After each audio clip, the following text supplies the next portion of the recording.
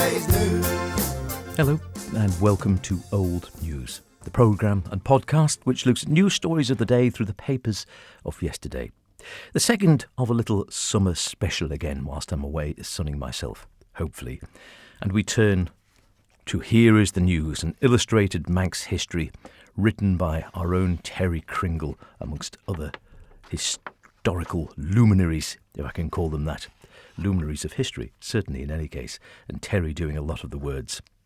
1887 we're going to go back to in this particular case. Here is the news for 1887, in which we read another record for visitors.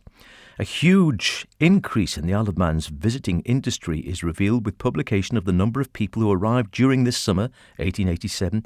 It was just under 348,000, which is the highest on record and double the total recorded last year, with increasing numbers of people in Britain now being given paid holidays from work, a new thing in that time, of course.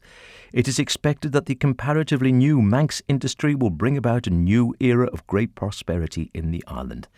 We have this report.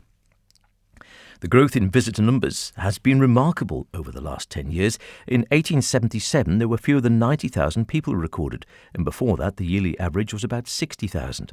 One of the reasons for the success is recognised to be the rapid development of the facilities that Douglas can now offer visitors.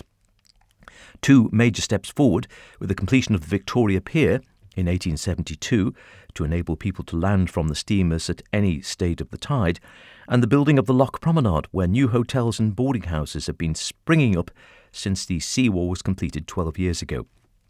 One of the most imposing of the new hotels is the 140-bedroom Villiers, put up by English builder Mr. Charles Udall, who won a substantial bet by getting it completed in time for Whitsun, 1879.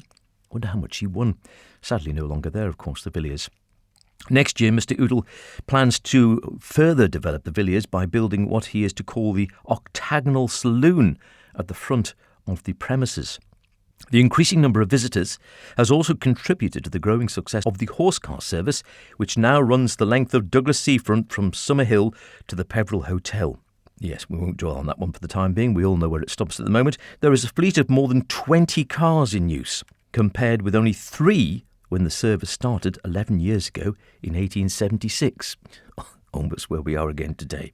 A great deal of credit for the development of all this prosperity is given to Governor Locke, who caused considerable dismay when he resigned his Isle of Man post in 1882 after 19 years.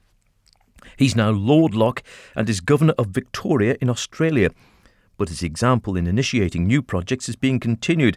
It has just been announced that the Victoria Pier is to be extended over the next 5 years to improve steamer landing facilities even more, and it is forecast that the number of summer visitors is likely to go over the 400,000 mark by the turn of the century. Also, we read in 1887 a reduction in crime figures. A reduction in the island's crime rate has been revealed in a recent report. It says that since criminal statistics were first kept nearly 20 years ago, serious crime had been found to be rare. And in the last 2 years, the overall number of indictable and summary offences has shown a steady reduction. This is attributed to the increase in the size and efficiency of the Manx police force, which now numbers nearly 50 constables. But offences of drunkenness remain high, as indeed they do today. There were 855 dealt with by the courts last year, which was well above the national average for Great Britain. Meanwhile, Tynwald has decided to buy the 2-acre site at Victoria Road and Todd's Lane in Douglas in order to build a new prison there. Now, gone as well, of course. This follows last year's report by the official inspector of prisons, Sir Edward Duquesne, who condemned the use of Castle Rushen for detaining prisoners. He said its medieval conditions made it unsuitable from the point of view of both humanity and prison discipline. The architect for the new prison will be Mr. James Cowell, who was responsible for the conversion of the old Bank of Mona building at the top of Prospect Hill into the new offices of the Manx government. The prison is to be ready for occupation by March 1891. We also read of the poor relief rate, action taken by Governor Walpole for the establishment of a community system of poor relief. This follows what he describes as the failure of the system of relying on voluntary subscriptions, which had resulted in spending the lowest possible sums consistent with decency. In a bill which will become law next year, Tynwald will have power to enforce the provision of poor relief by way of rating. It also provides for setting up a poor asylum near Ballymona Hospital and the establishment of bodies to be known as Boards of Guardians of the Poor. After years of conflict, we read, between the Manx and British government, efforts to build a breakwater to protect the bay and harbour at Port Erin are to be abandoned. This follows the serious storm damage done to the breakwater work 3 years ago, which was the worst since building operations started in 1864. There was also storm damage in 1868 and 1881, which resulted in disputes with Britain over who should meet the cost of repair. Sounds depressingly familiar, doesn't it? This has now cost the Manx Exchequer more than £45,000, and it's been decided no further effort should be made to build a breakwater for Port Erin. And finally, we read of the Jubilee clock in 1887. Work has just been completed on the handsome tower clock at the end of Victoria Street, Douglas, which has been erected to mark the Queen's Golden Jubilee this year.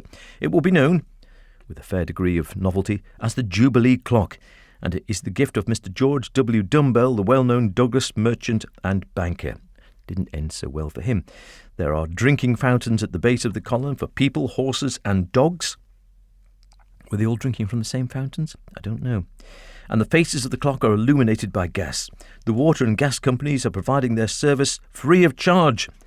The clock has been built by the Glasgow firm of W. Macfarlane and Company, and there is only one other like it at the resort town of Hastings in Sussex. Well, the Jubilee clock in Douglas is still going strong. I wonder if the one in Hastings is still there. I have been to Hastings, but I can't say I've noticed the Jubilee clock. I must take a look the next time I'm down that part of the world. It is, of course, old news, as always. Until next week, cheerio. You're gonna be yesterday's news.